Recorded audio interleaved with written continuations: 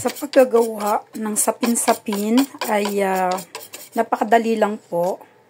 Ito ay ginawa ko na may kasamang mga ingredients ko. 1 cup na asukal, 1 cup na condensed milk, 2 400 mg or ml na gata na yung nasa lata. 3 cups ng glutinous rice at saka 1 cup ng rice flour. So, yan ay ating haluin mabuti. Then, napaka-importante po sa atin ang sala.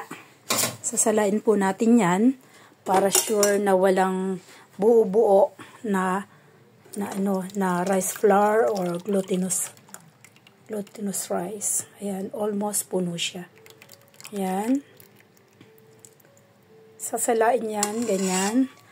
Tapos ngayon, pagkasala po natin yan, ito po ay ating dudurugin or para mawala yung mga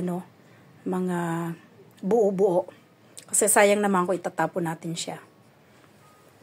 Tapos po, meron tayong ginagamit na ube flavor.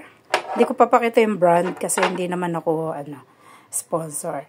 Ayan, may green, pandan.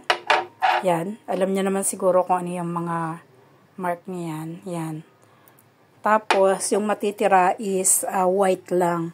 So, ito, isa-separate natin ng sa 3 part para lalagyan natin ng kulay. Yung 2 at yung isa ay matitirang kulay white lang.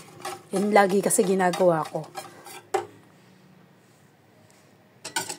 So, ngayon po, na-divide na natin into 3 yung ating ingredients. Ayan na po, kinalabsan ng kulay violet natin or ng ube flavor.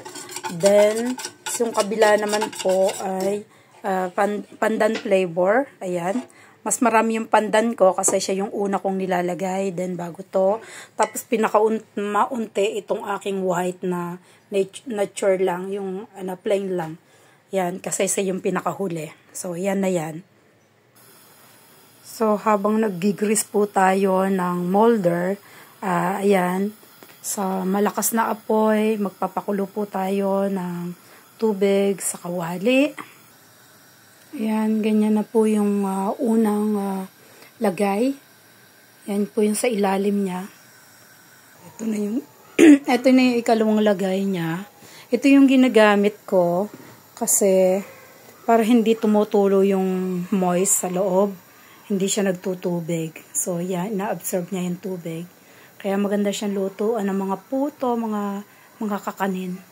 Yan. Nabili ko siya sa Chinese.